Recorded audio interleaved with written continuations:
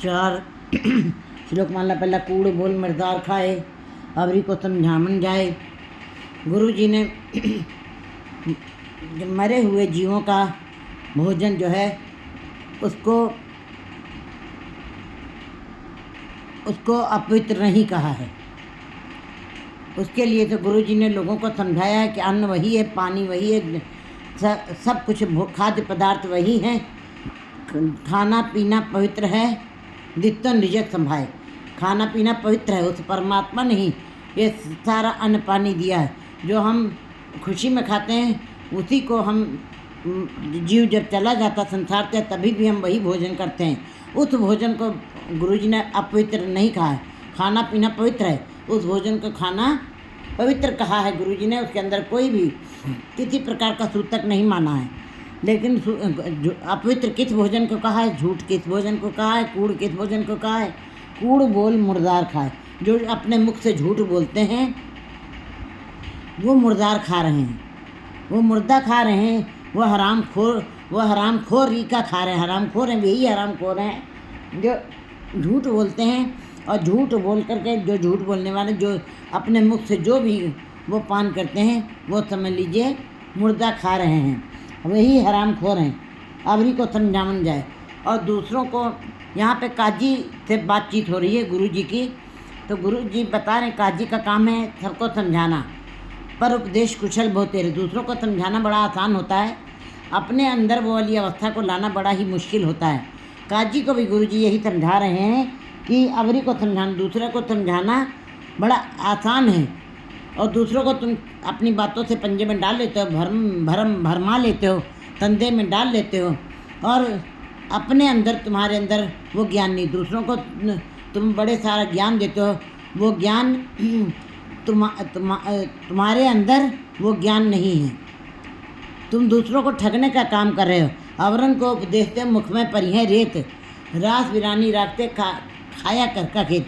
तुम अपने जीवन की खेती को भी उजाड़े जा रहे हो अगर जो केवल दूसरों को उपदेश दे रहे हो, और अपने अंदर तुम्हारे अंदर वो सारी पवित्रता निर्मलता ही नहीं है और दूसरों को समझा रहे हो। इसीलिए बनारस में भी जब गुरु जी वहाँ पे गए हैं तो देखा है कि बनारस में बड़े सारे लोग पहनावा पहन करके घूम रहे हैं, पंडे बन के घूम रहे हैं।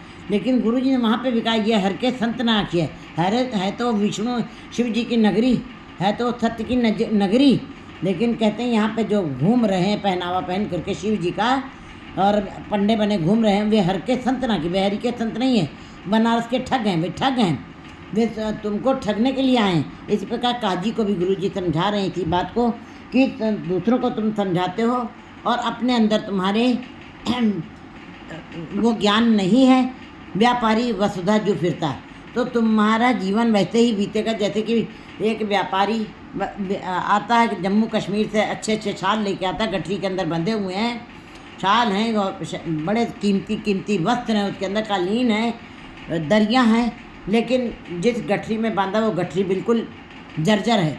और जो उसने पहनावा भी पहना है वो भी बहुत अच्छा नहीं मैला पहना हुआ है, कई दिनों से वो सफाई भी नहीं उसकी हुई है, और धरती के ऊपर घूम घूम करके उसको बेचने की बात कर रहा है। इसका मतलब जैसे व्यापारी इस धरती के ऊपर भ्रमण कर करके सामान को, कीमती सामानों को बेच रहा है, लेकिन स्वयं उसने नहीं पहना कीमती सामान, स्वयं उसकी गठरी बिल्कुल जर्जर है, उसका पहनावा भी, वो स्वयं ही गरीब भी है, वो उसको नहीं इस्तेमाल करता है, वो दूसरों के लिए इस्तेमाल करने योग्य हैं। इसी प्रकार अगर जो कोई मेवे वाला भी आता है, मेवे बेचने के लिए भी बाहर से लोग आते हैं बेचने के लिए, वो मेवा स्वयं वो व्यापारी नहीं खाता है, वो दूसरों को बेचने के लिए आया है। इसका मतलब इसी प्रकार हे काजी, अगर जो तुम दूसरों को उपदेश देते हो, दूसरों को समझाते हो और स्वयं तुम्हारे अंदर विकार बने हुए हैं, तो जैसे व्यापारी को कोई फल नहीं मिलता, व्यापारी को ठगा हुआ महसूस करता अपने को, वो ना कीमती वस्त्र पहनता है और ना कीमती भोजन खाता है, इसी प्रकार उसका जीवन बिल्कुल खाली ही रह जाता है उन सुखों से, उस आनंद से। इसी प्रकार तुम्हारे अंदर रास वीरानी राखते खाया कर करके तुमने रास वीरानी बांट दी है, दूसरों की झोली में डाल दी है, और स्वयं तुम्हारी जीवन की खेती उजड़ जाएगी। तुम जीवन की यात्रा में सफल नहीं होगे। मुट्ठा आप मुहायत आते और स्वयं तो ठगे हुए हैं। स्वयं तो ठगे हुए हो और दूसरों को भी वो ठग बूटी तुमने सुंघाई हुई, दूसरों को भी ठगने का काम कर रहे हो, अपनी बातों के द्वारा अपने पंजे में डाल रहे हो, उनके ऊपर अपनी बातों का प्रभाव डाल रहे हो।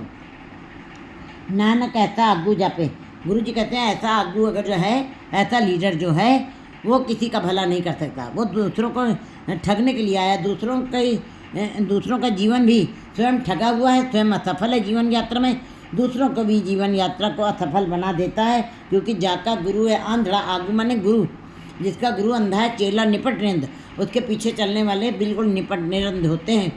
अंधे अंदर ठेलिया, वो स्वयं अंधा है, स्वयं ठगा हुआ है, स्वयं झूठ बोल रहा है, मुर्दार खा रहा है। कहते हैं फिर अंधे अंदर ठेलिया, आगू जब अच्छा नहीं है, अज्ञानी है, मूर्ख है, तो वो अपने पीछे जो उनके लोग चल रहे हैं उनको भी उस अज्ञानता कुएं में भी ढकेल देता है, उनके भी जीवन को असफल कर देता है। गुरु जी बताए कहा जी तुम मुखिया जाना जाता है, इसलिए सोच समझ करके तुमको अपने मुख से ये बातें निकालनी चाहिए। पहले तुम अपने अंदर उन चीज़ों को ग्रह करो, तब तुम दूसरों को उपदेश दोगे, तब तुम्हारी बातों का प्रभाव लोगों के ऊपर पड़ेगा। एक